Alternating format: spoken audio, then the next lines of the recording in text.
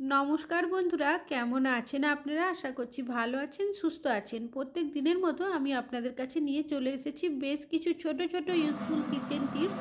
আর এই টিপসগুলো আপনারা যদি ফলো করেন, নিজেদের জন্য কিছুটা হলেও সময় বাঁচিয়ে নিতে পারবেন, সংসার খরচও অনেকটাই কমিয়ে নিতে পারবেন। চলুন দেখে নেওয়া যাক আজকের প্রথম টিপস।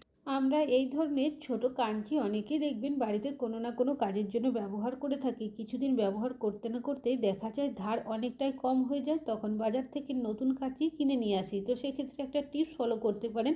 নিয়ে নেবেন একটা নেল পলিশের বোতল। বোতলের মধ্যে কাঁচিটাকে যদি আপনারা এইভাবে করে কিছুবার করে নেন, তাহলে দেখবেন যে ধারটা চলে যায়, সেটা কিন্তু অনেকটাই ফিরে আসবে। কেন কি নেল পলিশের বোতলগুলো কাচের হয়ে থাকে। তো দেখতেই পাচ্ছেন, আগে কিন্তু এই কাঁচির সাহায্যে কাটতে পারছিলাম না, এখন কিন্তু ধার অনেকটাই চলে এসেছে। আশা করছি টিপসটা কাজে আসবে। ভালো লাগলে লাইক করবেন। এখন চলে যাচ্ছি পরবর্তী টিপসে। মৌসুম্বি লেবু। এখন বাজারে প্রচুর মৌসুম্বি লেবু পাওয়া যাচ্ছে। আমরা বাড়িতে কম বেশি অনেকেই নিয়ে আসি, তবে অনেক সময় বাচ্চাদের মৌসুম্বি লেবুর আমরা রস খাইয়ে থাকি। তবে সবার কাছে দেখা যায় জুস আর থাকে না। সেক্ষেত্রে একটা টিপস আপনারা ফলো করতে পারেন। নিয়ে দেবেন এই ধরনের যে স্টিলের চায়ের ছাঁকনিগুলো থাকে সেগুলো, আর একটা ছোট্ট গ্লাসের উপর আমি এইভাবে ছাঁকনিটাকে রেখেছি। তারপর মৌসুম্বি লেবুটাকে আপনারা চাপ দিয়ে যদি এইভাবে ঘোরাতে থাকেন, তাহলে দেখবেন আপনাদের জুসার ছাড়াই কিন্তু খুব সহজেই আপনারা মৌসুম্বি লেবুর রসটা বের করে নিতে পারবেন। তো দেখতেই পাচ্ছেন কতটা সুন্দর রসটা বেরিয়ে গেছে। আশা করছি আপনাদের টিপসটা কাজে আসবে। ভালো লাগলে লাইক করবেন। এখন চলে যাচ্ছি পরবর্তী টিপসে। বেশ কিছুটা রাবার। এই ধরনের রাবার কম বেশি আমাদের অনেকেরই বাড়িতে দেখবেন থাকে, যেগুলো আমরা বিভিন্ন কাজে ব্যবহার করে থাকি। আর একসাথে রেখে দেওয়ার কারণে অনেক সময় দেখা যায় একটা রাবার ব্যান্ড আর একটা রাবার ব্যান্ডের সাহায্যে এমনভাবে আটকে যায়, সহজে ছাড়াতেও পারি না। অনেক সময় দেখবেন রাবার ব্যান্ডগুলো কিন্তু নষ্ট হয়ে যায়। তবে যখনই আপনারা একসাথে রাবার ব্যান্ড রাখবেন, একটা কাজ করে নেবেন। এখানে নিয়েছি আটা, সামান্য পরিমাণের আটা দিয়েছি। খুব ভালোভাবে আটাটাকে রাবারের সাথে মাখিয়ে দিতে হবে, যাতে করে এই আটার একটা আস্তরণ হয়ে যায় রাবারের মধ্যে। তারপর একটা ছোট কৌটো বা বক্সের মধ্যে রেখে দেবেন। এতে কি হবে, দেখবেন একটা রাবার আর একটা রাবারের সাথে আটকে যাবে না। অনেক দিন পর্যন্ত এই রাবারগুলো আপনারা ব্যবহার করতে পারবেন। আশা করছি টিপসটা কাজে আসবে। ভালো লাগলে লাইক করবেন। এখন চলে যাচ্ছি পরবর্তী টিপসে। আমরা প্রেসার কুকারে রান্নাবান্না কম বেশি অনেকেই করে থাকি, যাতে করে রান্নাটা তাড়াতাড়ি হয়, গ্যাসের খরচ কম হয়। তো সেক্ষেত্রে অনেক সময় দেখা যায় প্রেসার কুকারে সিটি ঠিকভাবে পড়ে না। আমরা বুঝতেও পারি না যে সাইডে হাওয়াও বেরোচ্ছে না। সেক্ষেত্রে কি সমস্যা, অনেক সময় দেখা যায় এই প্রেসার কুকারে যে সেফটি বাল্বটা থাকে তার মধ্যে অনেক সময় হাওয়া লিক করে, যেটা আমরা সহজে বুঝতে পারি না। কাজের তাড়া থাকলে, হাতে সময় না থাকলে, তখন দেখবেন সমস্যার মধ্যে পড়তে হয়। সেক্ষেত্রে আপনারা প্রেসার কুকারের ঢাকনাটাকে খুলে, এখানে আমি নিয়েছি সামান্য পরিমাণের আটা মাখা। আপনাদের আটা মাখা না থাকলে একটু আটাটা মেখে নেবেন, হাত দিয়ে এভাবে পাতলা করে নেবেন। যেখানে সেফটি বাল্বটা থাকে তার মধ্যে এভাবে চেপে চেপে আটকে দেবেন। এটা যাতে সহজে খুলে না যায়, আপনারা গ্যাসের মধ্যে এভাবে করে একটু উল্টোপাল্টা করে গরম করে নেবেন। তাহলে দেখবেন সহজে আটাটা কিন্তু খুলবে না। এবার প্রেসার কুকারের ঢাকনাটা আমি প্রেসার কুকারের মধ্যে লাগিয়ে দিয়েছি। আর আপনারা এখন নিজেরাই দেখতেই পাচ্ছেন যে আগে কিন্তু যে সিটি পড়ছিল না প্রেসার কুকারের মধ্যে, এখন কিন্তু সুন্দরভাবে সিটি পড়তে শুরু করেছে। আশা করছি টিপসটা কাজে আসবে। ভালো লাগলে লাইক করবেন। এখন চলে যাচ্ছি পরবর্তী টিপসে। আমি এখানে নিয়েছি ধূপকাঠি। আমরা প্রত্যেকেই কিন্তু ধূপকাঠির ব্যবহার কম বেশি করে থাকি, তবে অনেক সময় আমাদের বাড়িতে এমন ধূপকাঠি নিয়ে আসা হয়ে থাকে, ধূপকাঠির যে স্মেলটা থাকে অনেকেরই আমাদের পছন্দ হয় না, যার কারণে সেই ধূপকাঠিগুলো ব্যবহার করতে পারি না। আপনারা নিয়ে নেবেন নারকেল তেল। যে কোনো সুগন্ধযুক্ত নারকেল তেল নিতে পারেন, এক্সপায়ার হলেও চলবে। ধূপকাঠির মধ্যে এভাবে ভালোভাবে লাগিয়ে নেবেন। তারপর যদি আপনারা ধূপকাঠিগুলো জ্বালান, দেখবেন ধূপকাঠির যে স্মেলটা আপনাদের পছন্দ হয় না সেটা কিন্তু চলে যাবে। যে নারকেল তেলের ব্যবহার করবেন সেই নারকেল তেলের গন্ধই কিন্তু ধূপকাঠি থেকে বেরোতে শুরু করবে। আশা করছি আপনাদের টিপসটা কাজে আসবে। ভালো লাগলে লাইক করবেন। এখন চলে যাচ্ছি পরবর্তী টিপসে। মশলা পেস্ট করার জন্য কম বেশি অনেকেই মিক্সার জারের ব্যবহার করে থাকি, তবে যখন মশলা পেস্ট করা হয় মিক্সার জারটাকে প্রত্যেকেই আমরা ভালো করে ধুয়ে নিই। ধুয়ে নেওয়ার পরেও দেখা যায় কিছুটা হলেও জল কিন্তু মিক্সার জারের ভেতরে থেকে যায়, ঠিকভাবে না শুকানোর কারণে, যার কারণে অনেক সময় ব্লেডের মধ্যে জং বা মরচে পড়ে যায়, তখন ধারও কিন্তু অনেকটাই কম হয়ে যায়। আপনারা কি করবেন, নিয়ে নেবেন জামা কাপড় মেলার যে ক্লিপ হয় সেই ক্লিপগুলো এইভাবে করে মিক্সার জারের মধ্যে লাগিয়ে দেবেন। তারপর মিক্সার জারটাকে যদি এইভাবে উল্টো করে রেখে দেন, তাহলে দেখবেন মিক্সার জারের ভেতরে যে এক্সট্রা জলটা থাকে সেটা সহজে ঝরে যাবে। তাছাড়াও সাইডে যেহেতু ফাঁকা অংশটা থাকবে, যার কারণে সহজে দেখবেন শুকিয়েও যাবে।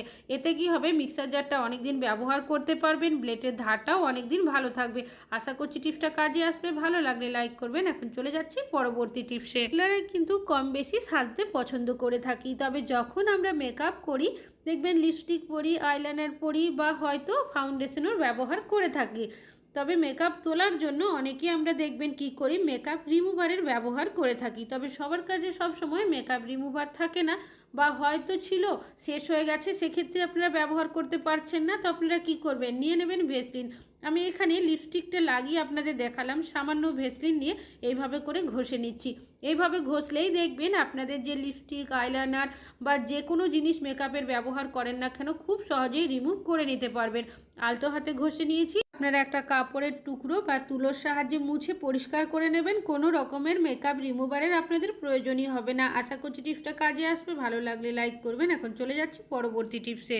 আমি এখানে নিয়েছি বেশ কিছুটা সাবানের টুকরো। সাবান আমরা প্রত্যেকেই ব্যবহার করে থাকি, তবে সাবানগুলো যখন এইভাবে ছোট টুকরো হয়ে যায় তখন দেখবেন যেহেতু অনেকটাই ছোট থাকে, হাত দিয়ে ধরতে অসুবিধা হয়, তাই এই সাবানগুলো আমরা কেউই কিন্তু আর ব্যবহার করি না, বাড়িতে এরকমই পড়ে থাকে। তো আপনারা কি করবেন, নিয়ে নেবেন একটা পুরনো মোজা। অনেক সময় দেখবেন মোজা যদি ছিঁড়ে যায় বা মোজার রাবারটা ঢিলে হয়ে যায়, সেই রাবার তো এরকমই পড়ে থাকে, তো সেরকম ধরনের মোজা নিয়ে নেবেন। সাবানের দুটো টুকরো আমি এর মধ্যে দিয়ে দিয়েছি, আর বাকি সাবানের টুকরোগুলো পরে ব্যবহার করব। মোজাটাকে আমি একটা গিট দিয়ে দিচ্ছি যাতে করে সাবানের টুকরোগুলো বাইরে বেরিয়ে না আসে।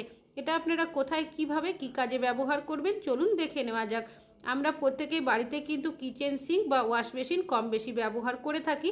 রেগুলার ব্যবহার করার কারণে অনেকটাই নোংরা ময়লা হয়ে যায়, যেটা পরিষ্কার করার জন্য আমরা বিভিন্ন ধরনের সাবান, লিকুইড বা আরও অন্যান্য জিনিসের ব্যবহার করে থাকি। সাবানের টুকরোগুলো যেহেতু অনেকটাই ছোট থাকে, হাত দিয়ে ধরতে তো আমাদের অনেকটাই অসুবিধা হয়। আপনারা যদি এইভাবে মোজার ভেতরে ভরে তারপর যদি এইভাবে করে ওয়াশ বেসিন বা কিচেন সিঙ্কটাকে পরিষ্কার করেন, তাহলে দেখবেন আপনাদের ধরতেও সুবিধা হবে, কিচেন সিঙ্ক বা ওয়াশ বেসিন পরিষ্কারও হয়ে যাবে।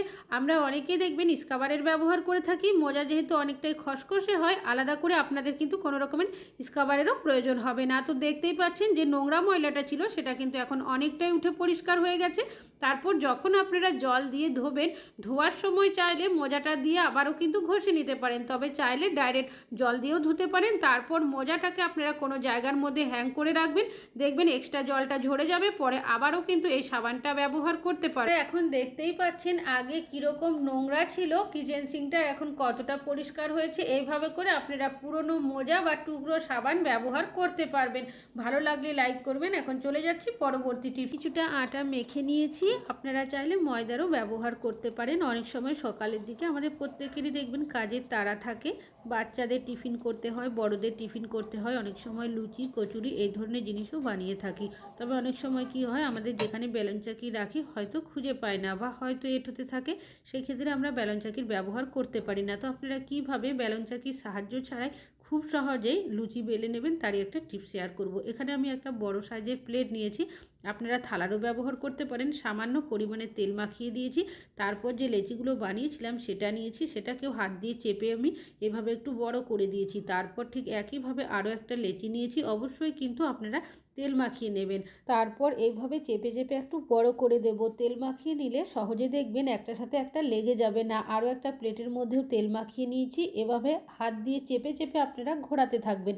চাইলে মাঝখানে একবার প্লেটটা তুলে দেখেও নিতে পারেন। তো দেখতেই পাচ্ছেন আমি কিন্তু এর থেকে বড় সাইজের লুচি বেলবো না, এবার আপনাদের এইভাবে করে তুলেও দেখাচ্ছি। তো দেখতেই পাচ্ছেন কতটা সুন্দর বেলা হয়েছে।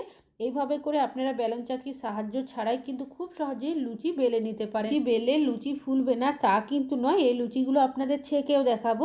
তবে আমি এইভাবে লুচি বেলছি বলে যে আপনাদেরও বেলতে হবে তা কিন্তু নয়। যদি হাতের কাছে বেলন চাকি না থাকে সেক্ষেত্রে আপনারা এইভাবে করে লুচি বেলতে পারেন। এখন অনেকে দেখবেন চাকরি সূত্রে বা পড়াশুনোর সূত্রে বাইরে থাকে, তাদের কাছে এত কিছু সরঞ্জাম থাকে না। সেক্ষেত্রে আপনারা দুটি থালা বা প্লেট থাকলে এইভাবে করে কিন্তু খুব সহজেই লুচি বাড়িতেই বানিয়ে নিতে পারেন। তো দেখতেই পাচ্ছেন কতটা সুন্দর লুচিটা ফুলেছে। আশা করছি টিপসটা কাজে আসবে। ভালো লাগলে লাইক করবেন। আজকে এখানেই শেষ করছি।